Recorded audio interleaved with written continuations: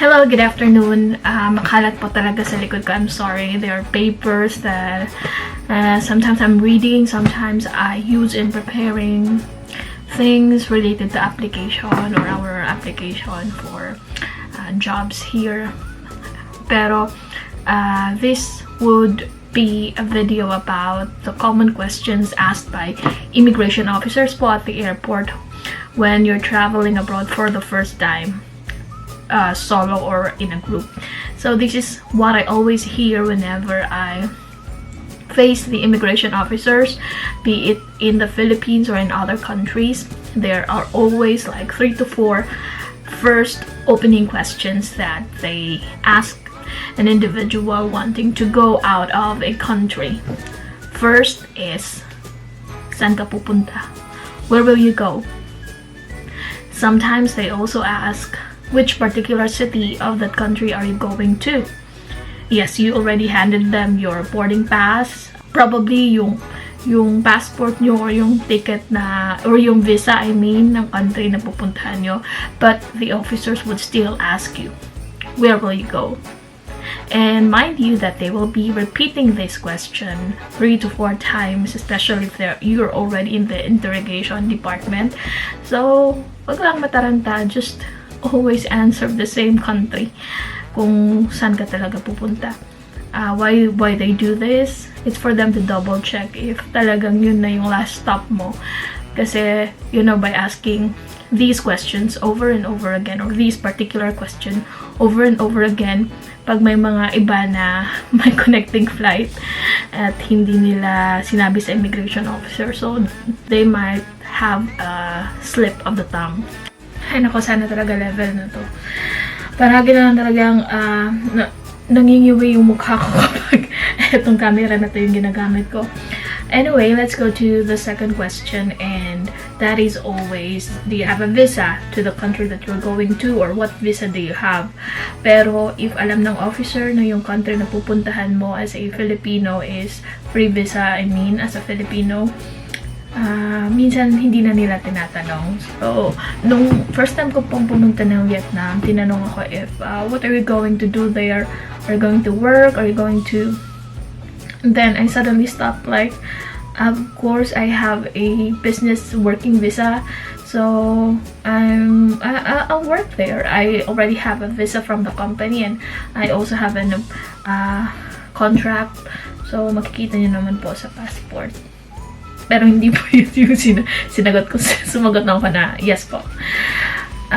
Okay, the third question na palagi nila din inuulit-ulit are, when is your departure date and when are you coming back? Kailan ka alis? Kailan ka babalik? Yes, I know. Yung papunta, dapat obvious na yun, nasa boarding pass na.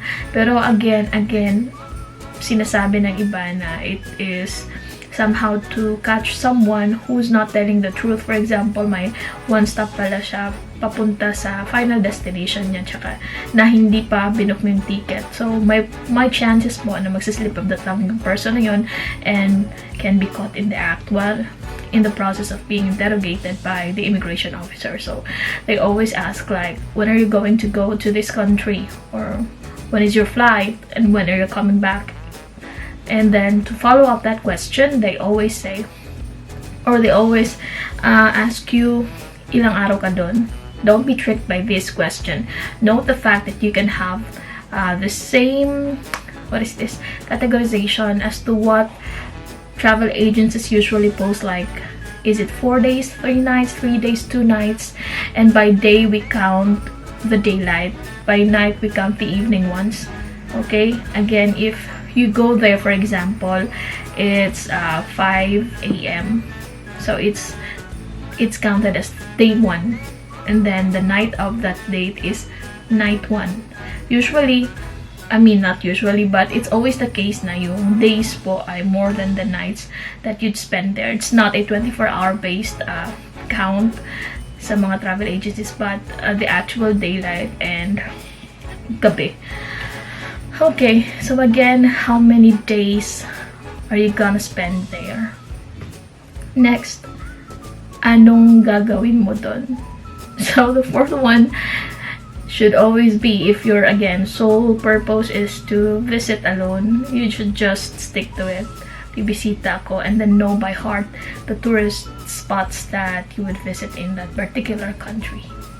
So yan po, quick vlog lang po to. Yun yung apat na major questions na gagawing paulit-ulit na itatanong sa inyo ng immigration officer. So you have to prepare on these questions, and if you're really honest with your trip, then wala kang dapat ipangamba, kasi kahit na i-rephrase nila yung mga sentences, ganun at ganun pa rin yung isasagot nyo, hindi kayo magsaslip of the tongue. Pero if ever na may mga need nyo pa rin puntahan na iba, then might as well just always stick to the first answer that you have given to the immigration officer, and then you have to also make sure that these answers are justified by the ticket and the visa that you have in your hands. Meron dapat kayo nito. Yung accommodation din, palagi din yung tinatanong, 5 pala dapat. Pero when it comes to accommodation, isa lang naman yung name ng hotel. So, kabisaduhin nyo rin pala yung name ng hotel. Kasi meron akong client before na hindi niya na-pronounce yung name ng hotel. Kaya, ganun din ako, nabubulol ako. Pero yung client na yun, buti na lang nakalagpas pa rin sila sa immigration kasi group travel naman sila. Hindi lang talaga nila ma-pronounce masyado. So, buti na lang pinayagan pa rin sila ng officer. Okay, that's it for this hour.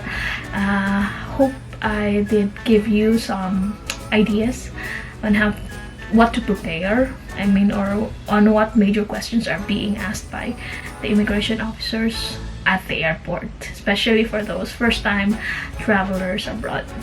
I hope you have a good Sunday. Bye!